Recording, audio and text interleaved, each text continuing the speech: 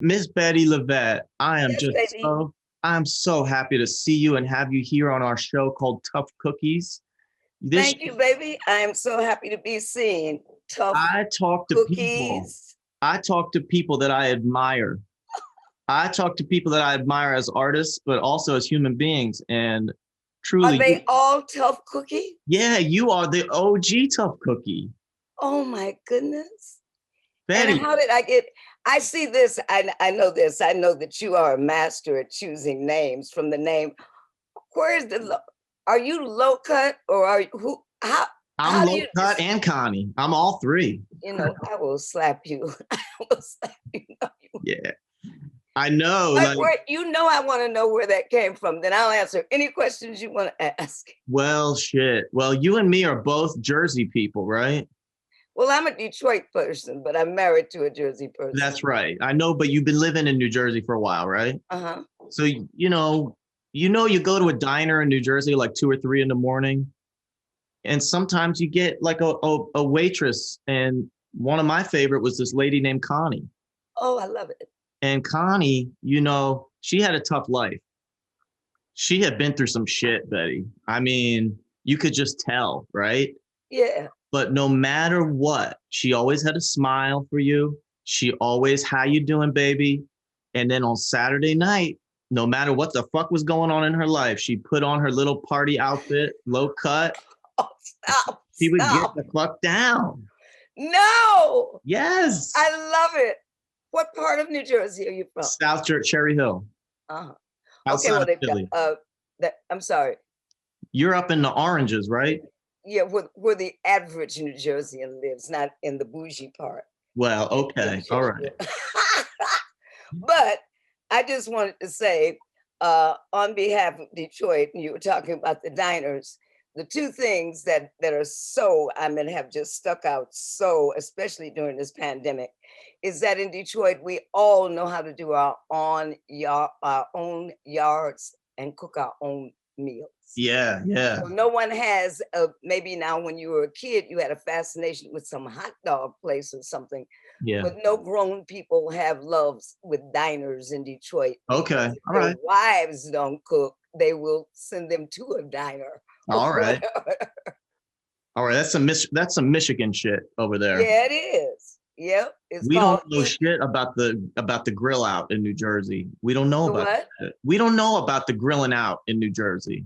We don't know. Not real good. I told Kevin I was going to try to get on the city council or something because I wanted to have outlawed any people just being able to put on the side of their truck landscaping.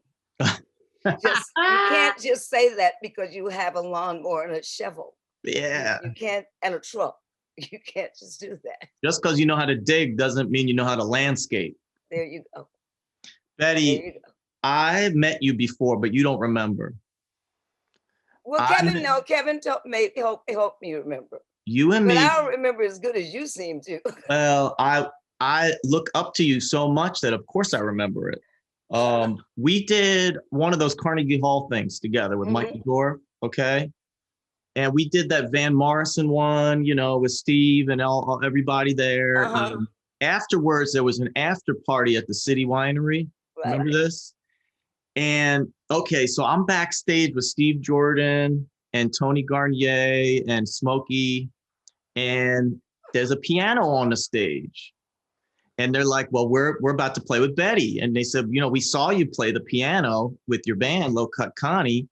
Are you going to be sitting in with us? And I said, I guess so. And I bum rushed your set. I played piano during your set.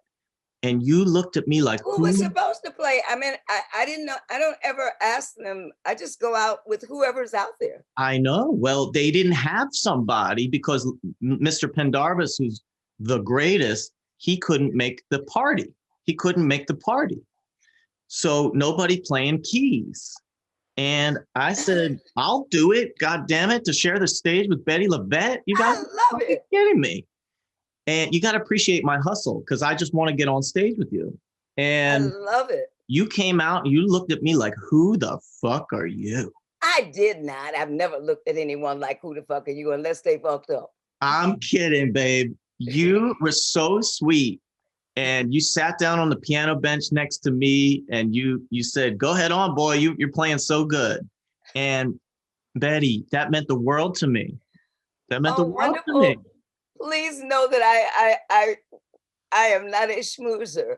And because I don't play an instrument, I rely so totally on musicians. Sure. And even if you're sounding really, really good, and you aren't necessarily playing what I wanted you to play, people who don't play or sing, the whole thing looks good to them. So had you not been playing well. But I got that Bettye LaVette seal of approval. You bopped me on the head with the microphone and gave me a nod. It was beautiful. I have used that microphone as a weapon so many times. I hate ride cymbals. Oh yeah. I mean, I really don't like them. They're so washy. Especially if it's little and it's right behind my head. And I kept saying, and so then I had to take the microphone. I said, that's one way to shut them up. Yes. Bettye, let's talk about Blackbird, because I love this record. And first of all, you just get better and better and better. Like, you're just hitting your prime right now.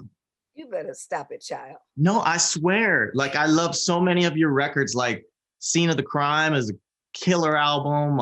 I Got My Own Hell to Raise, Things Have Changed. Like, these are amazing albums, but Blackbird's like... I swear to you, by the time I did, I don't know if you heard A Woman Like Me. Yeah, of course. That was the beginning of this 5th career. Yeah. And by the time I got to that, I had gotten as better as I was going to get. And what you're hearing now in these last 10 or 12 years, 12, 13 now, of this 5th career, are the things that have been pent up inside me that I learned.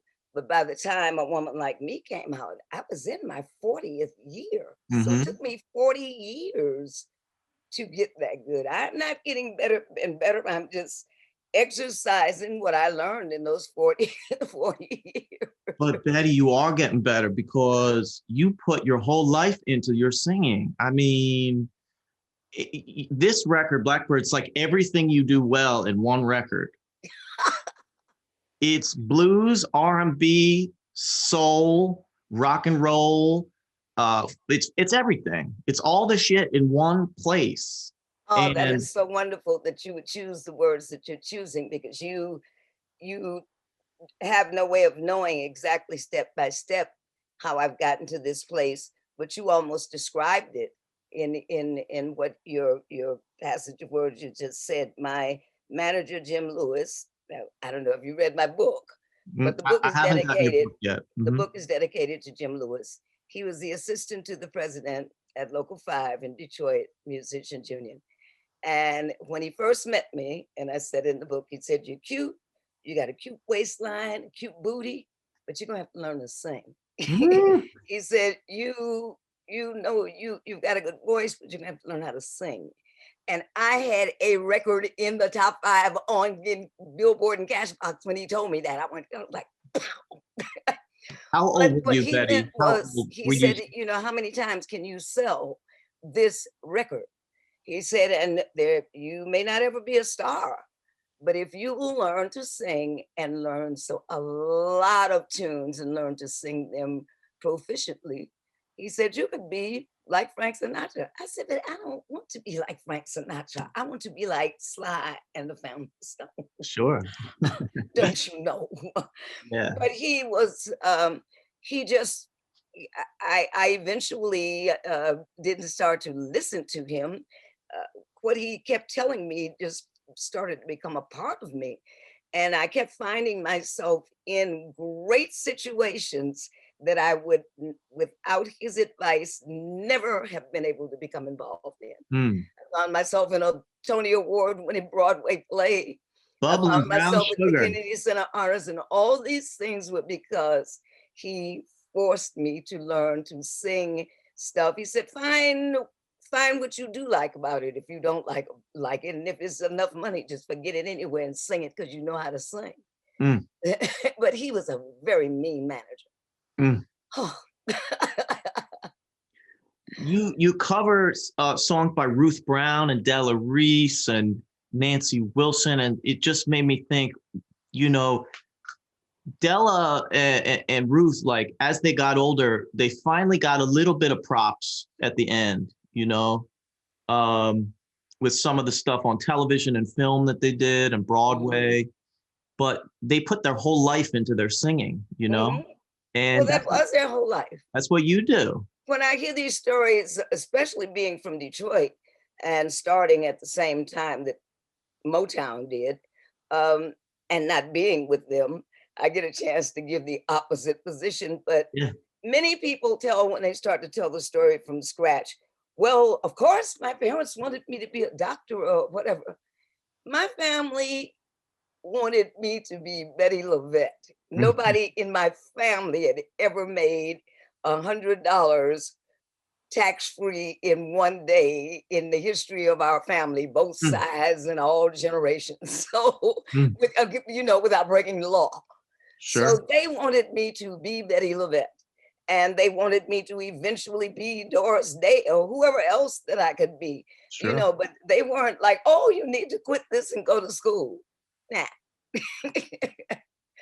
But this is what I have done for, this is my 60th year. This August. First record came out, my man came out 60 years ago this August. It's that record still sounds great, by the way.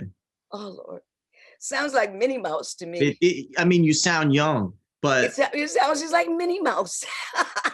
So tell me about I Hold No Grudge, because when you think about Nina Simone, I mean, she gave her life to her art, and you know, you could hear all of her life experience in her singing and her performing. And what an amazing song for you to sing. And I thought, you know, there's a lot of reasons why Bettye LaVette could hold a grudge. There's a lot of people you could hold a lot of grudges against, but you come right out the gate with I Hold No Grudge. Why that song? Well, that is what I was well, I smoked a joint, so that's how I veered off. But that was what I was meaning when I was saying that my family wanted me to sing.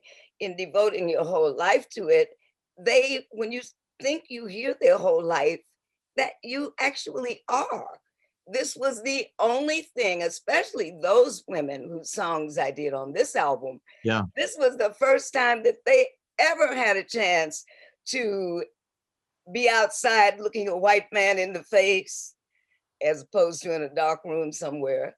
And it is their life you're hearing. That it is my life you're hearing. Yeah. And I don't hold any grudge because I can't. I mean, if I held a grudge, just the way you hear me singing that, if I held the grudge, you would see it in my face. I would look older than I do, and I would whatever you are and however you live, it shows. That's how come vegetarians think they look so good. They're gonna still be dead. They're gonna still be dead when they die. It's gonna maybe look better, but they're gonna still be dead. But I don't hold a grudge. I don't hold any vehemence, and everything that's happened to me, I've learned something from and put it into a song. There are so few songs that don't pertain to me until it's ridiculous. And especially by this group of women that I chose. Yeah.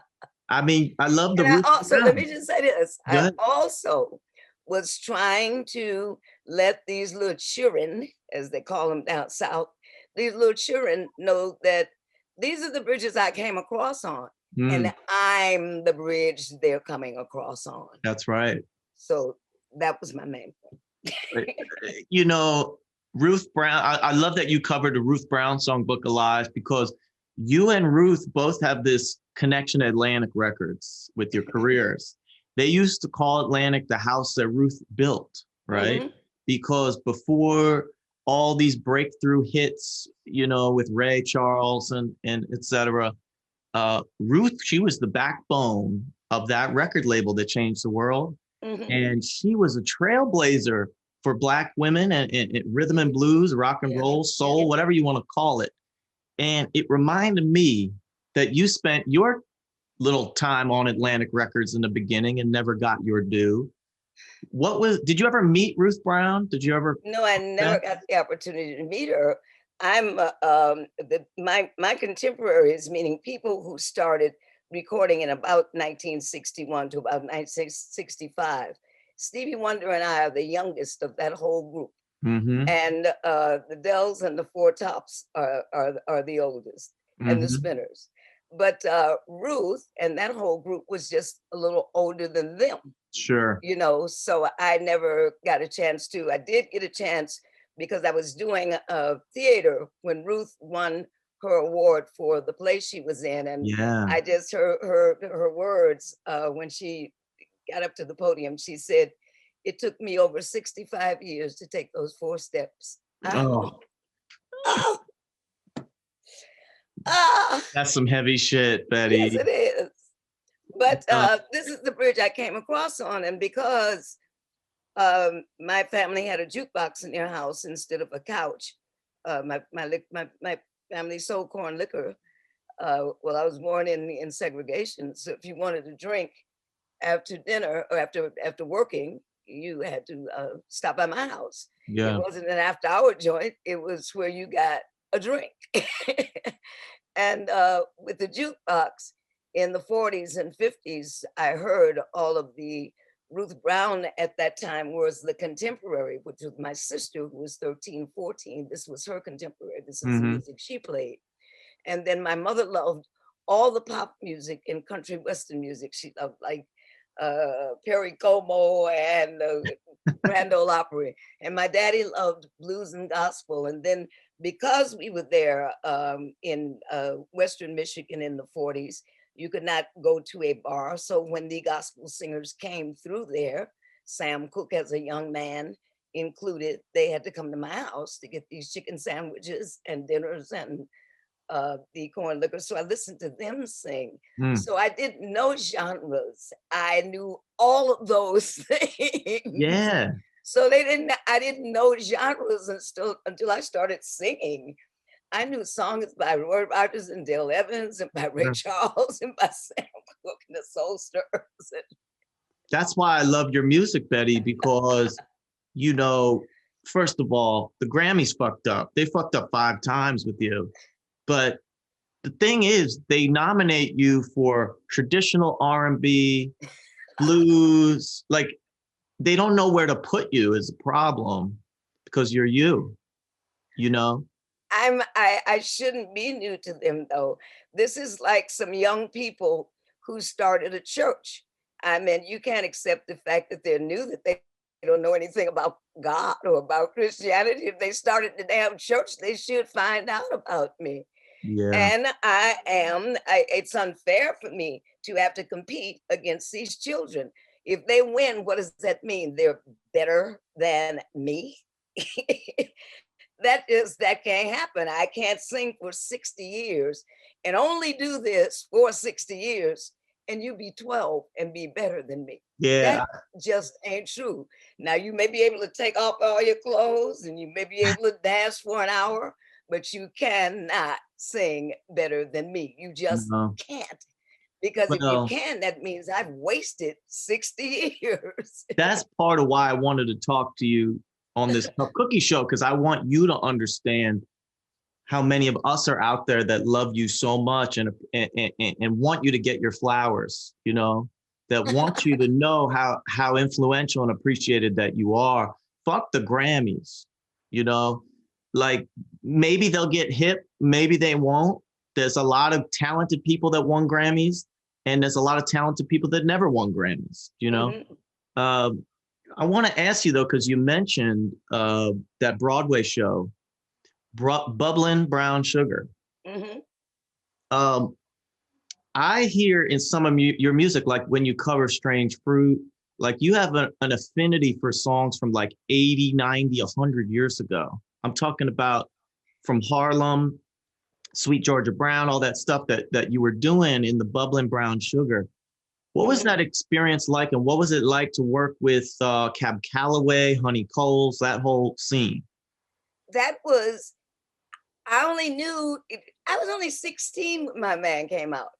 And while I might have stayed out later than I was supposed to stay, if my mother hollered loud enough, I could have heard her voice. I wasn't that far away. So I wasn't breaking into stores and on the other side of town or any of that. But when I started singing, I had never been in a nightclub. People came to my house to drink and listen to the jukebox. I had never seen a show other than in a movie. Sure. So I thought you went out, you looked fabulous. You came down the flight of steps, you sung this fabulous song, and that was it. I hadn't heard about 5 shows a night at Phelps in Detroit. Yeah. But when I did Bubbling Brown Sugar, that was a modicum of that. It was the way I had imagined show business to be. I came out in this flaming red, stopped the show, went back. Somebody else came out and did a whole bunch of things. It looked like I had heard about vaudeville. Yeah. And I was there with people who were actually from that time, standing there holding Honey Cole's arm, both of us dressed in matching black, white tuxedos and top hats and silver tap shoes. And we're getting ready to tap to the center of the stage. It was breathtaking. Oh. It was more fun than anything I've ever done in my entire life. However, you know, sometimes they may rehearse a play for a year and it only runs for a week. Yeah, right. And they don't make no money. So coming from a recording artist into it, they couldn't make me love singing enough to work as hard as they work. Oof. For the love of it. Wow. Maybe if they had got me when I was younger. Because it's a whole other grind. It's a completely different thing. And then it's because it's not being recorded, if you hit a real high, sharp note, it's okay with everybody because it was high. And I'm like, Holland does it, and Holland would have choked her to death. I want to ask you, Bettye, because I'm in Philadelphia right now. That's where I live. And one of the great singers of Philadelphia was Tammy Terrell. She's buried here. And I know that you knew Tammy. And just there's so little information out there about Tammy. What was she like? What was she like behind the scenes? Me? Tammy Terrell. Me. She was like you? And that was why we became fast friends the moment that we met. I never saw her again after she started to sing with Marvin. Something happened in my career that took me one way and that took her that away. But the night that we met, we had heard rumors about each other. I got more rumors. You were either a big star as a female, or you were kind of considered a Yvonne Fair or a Tammy Montgomery, or and they kind of looked at me that way, although I had, and that was probably because I just didn't carry myself like a star. I was just trying to learn how to. But we, the night I met, we had heard things about each other. We were kind of dating some of the same DJs and the same people all over the country. And when she came, I was in Nashville, and she came and she kicked my dressing room door open. With a gun, right? Yes. And she said, you've been looking for me. Woo, shit.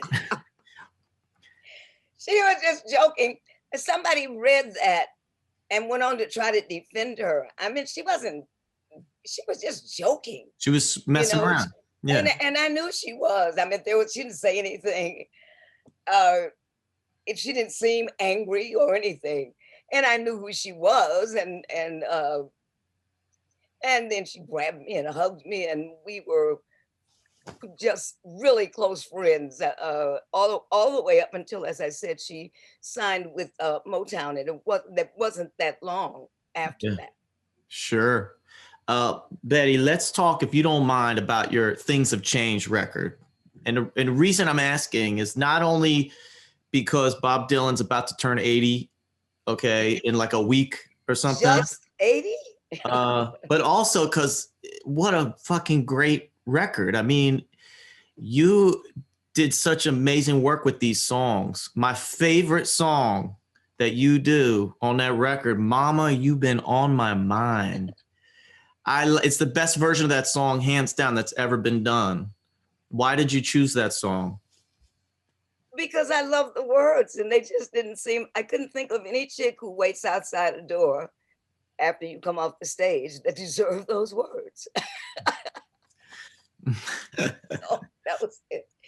And it did, my mother, my goodness, I never wanted to be a child. I've always wanted to be an adult. I have no qualms now with being old. I just want to stay energetic and look passable. But I have no desire to be young. You look amazing. People are annoying. But my mother, I know, walked the floor many nights, didn't know where I was going to wake up. I remember one time I was at Basin Street East in Boston. I was traveling with Don Gardner and Dee Dee Ford. I love you. And I'm on the stage, and it's dark, and when the door opened, you can see the light from front, and the police come in, and they're looking for me, and I'm on the stage singing. So they stop the show, and Don plays, and the band plays, and what's the problem? We got a call from your mother in Detroit. Your brother has died, and they couldn't find you. And she really didn't know where I was. And when I think about that now, I cry because she didn't even know where her baby was. Oh. So that was what made me do that too. Oh. It was just ideal for my idea, and I didn't like it for Bob. So I just took it and did something else with it. I mean, you dug a song out of that we didn't even know was there, you know? That's what you do. That's what your art is. When you take a song like Ain't Talking, I love that. With those the beautiful string arrangement on that, it's like you totally reinvented that song. And I told the girls that played on Ain't Talking, I said, I want you to sound like some banshees, naked, running through the woods at night, playing violins. I said, okay. Bettye, you and Steve Jordan are like, you have this creative chemistry. It's like magic. How did you all link up originally? Well, I had met him, and like yourself, he said, I met you, but you don't remember when I met you. And that was true. And I met him a couple of times, and I just didn't remember it. But my friend, Carol Friedman, had this notion of hearing me sing Bob Dylan tunes. Yeah. And I said, well, here's the deal. You get me somebody to pay for it, and I'll sing them. They ain't nothing but songs. So here she comes back with a deal from Verve. Yeah. But I've got to have Steve Jordan, whom I don't even remember that I have met. And I'm like, I've been waiting all my life to be on Verve. And now I've got to do Bob Dylan tunes with a guy I don't even know. He's like the best drummer in the world, though. I mean, he never drummed for me, not in any official capacity. Mm-hmm. You know, and I'm not a big fan, period. But when I become one of yours, you know you're good, because it's, God, being a fan is so thankless. Mm-hmm. But anyway, that was a part of the deal. So we had this meeting, and I'm still not knowing anything. You know, he made me remember where I met him and whatever, and I liked him right away.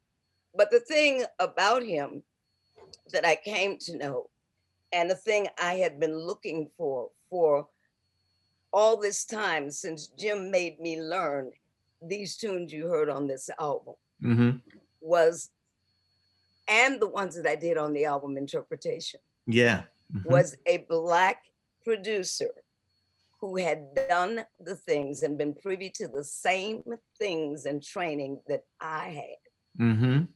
Now I was having all of these white musicians, and I have had some of the best of them, and they played their asses off. and I love that particular album, in fact. But I knew that those songs, I knew how they sounded to them in their head. But Ah, those yeah, songs weren't played on Black radio. right. I had my own interpretation, and I knew that Steve did as well. And I knew that he had been raised the way that I was. And I knew that these things didn't sound the way they did to white musicians, but I knew that he had been introduced to them all, traveling with the Rolling Stones and being on the Night Show and on Saturday Night Live. And Jim pushed me into those kind of positions so that when Broadway called, I was the only chick they could find that knew all the words to God Bless the Child and Sweet Georgia Brown. Sure. Because no other rhythm and blues, why would they know them? Yeah. And which is what I kept asking Jim, why are you making me learn these damn tunes? Nobody want to hear this. Yeah. But I knew, and with him being at in charge of the musicians union, he put me before with all these big orchestras at the mayor's ball and singing these tunes that me and my little band, my little 3-piece band, the Fun Company, he put us in this 30-piece orchestra or something. Wow. And my little band we'd be so well rehearsed, we'd be like, and the band would be like, and we hated it. I was like 20, they were 17, 18, and 19. And we hated it. But they were all able later to work in Detroit in various supper clubs. And I've worked everywhere. I've been able to work everywhere because I knew a song that could be sung. I went to do a place one night, they had no entertainment. I just got up, probably because I was drunk, and went around the table singing, all of me. Why not take all of me? All these white folks in the suburbs, they were like, oh. That's our shit. You know, so, and when I did this little thing with this group of people for looking at songs for the Grammys. And I was saying, we would look at a song and they'd say, oh, this is just fabulous. And this person is so new, going back to the new singers now. I say, I could come to where your mom and dad have dinner every weekend or whatever. I could entertain them. You could not come to where I was raised. Yeah. You couldn't even entertain the drunk people, Mm-hmm. you know? But I had to learn to do all these things because when they called me, they didn't call Bettye LaVette, they called for a female vocalist. And so if it was a gospel revival or whatever it was, I had to learn that tune for that gig. Mm-hmm. And that's how I have kept working for 60 years. And I knew that Steve had probably had these things too. And I knew the things he had to learn to be with the Rolling Stones and be on the Tonight Show and be on Saturday Night Live and travel all over the world with all these people he's worked with. And I knew that saying Bob Dylan to him was not a problem. And then, of course, he was wise enough to call Larry Campbell. And Larry said that he had wanted to hear these songs in a different fashion for 18 years. Mm-hmm. So he was right on it. But I've never had so much fun and been so surprised in my life. You know, I just, I hope Bob liked it. He won't tell anybody, but I hope he liked it. Well, you're never going to hear from him, but I am another, you know, weird looking Jewish songwriter. And I'll tell you that I love these versions of these songs better than some of his versions, and it's better than so many other people's versions. Political World, that felt like it was ripped right out of the headlines yesterday. We need that song right now. Political World. Yes. It's so so incredible. I mean, that tune and Strange Fruit. When we did this, we didn't know all of this was getting ready to happen. George Floyd hadn't even been killed. I mean, it was just, gosh, it's just, Steve, we're going ahead of the news. Mm-hmm. But here again, as I said, you know, I've had some, if you've watched all this time, and it seems like you have, I've been privy to some fabulous musicians and producers. But there's just some things that happen to you when you're Black that don't happen to everybody else. And just the audacity to what's his name? Jason, I can't think of his last name. He wrote Nights in White Satin.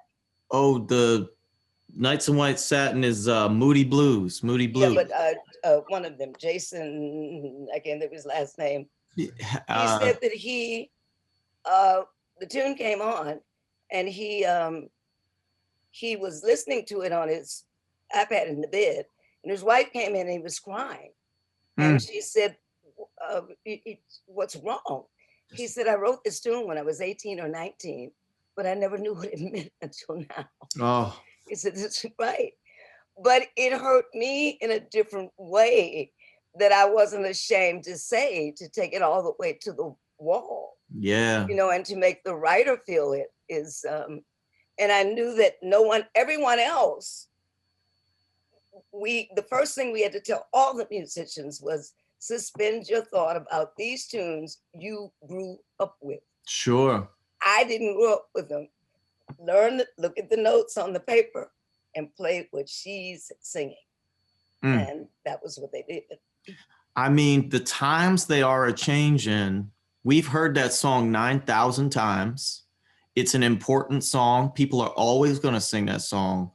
But you and Steve dug some shit out of that song that, like, I don't know where it came from. It's a Black version of Bob Dylan.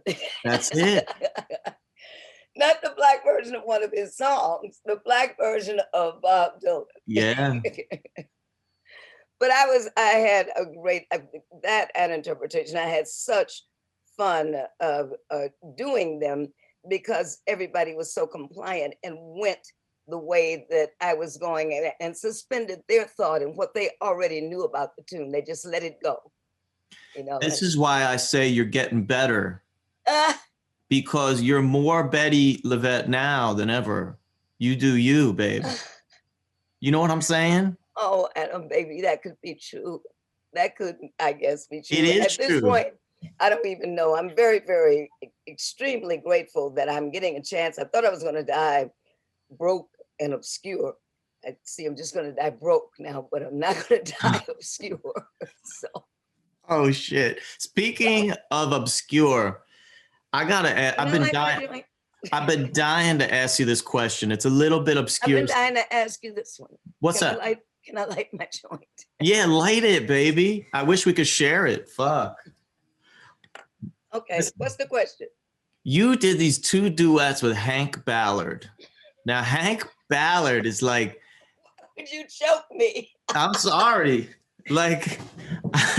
I love, like, Hank Ballard is one of my favorite rock and roll artists ever, and nobody's talking about Back to the jukebox. All the Hank Ballard and the Midnighters tunes. And I didn't know until I got older that the group basically was from Detroit. Okay. And Norman Thrasher, one of the groups, he and I talk regularly now. But Thrill Upon a Hill, when I first started singing, I knew Thrill Upon a Hill, Send Me Some Lovin' by Little Richard, something else by D. Clark. These were my, You Are My Sunshine, I think, by the Shirelles. That was my show. And I was just in love with Hank Ballard. So when Leland Rogers, who was head of Silver Fox Records, told me to come down to Nashville, I've just signed Hank Ballard. And I'm like, who? I thought at that point, I really thought he was gone. And this man was so funny. I still want to grow up to be him. I sung all the lyrics to him in his ear. He did not remember any of the lyrics. He didn't remember his own shit? And did not care that he didn't. Yeah, okay. He has 950 children. We're both drunk every day. And it was so much fun singing with him. And I don't know, there's another book by David Freeland, and I have a chapter in it. My chapter is called Buzzard Luck, because so many bad things have happened in my career. But in keeping with the Buzzard Luck, at the beginning of the pandemic, the song that Hank Ballard and I recorded together, Hello Sunshine, was supposed to be on a Corona Oh, commercial. yeah. They A canceled Corona it. beer? They Corona beer? canceled it. Fuck. Oh, Bettye. Ain't that some shit? I got so many emails. They were saying this could only happen to you. No, this could not happen to anyone else. Damn. You have to laugh or you'll They cry. played it one time. I actually got a chance to hear it. You know how if you're listening for a commercial, Yeah. of course I was listening for that, and I got a chance to hear it one time.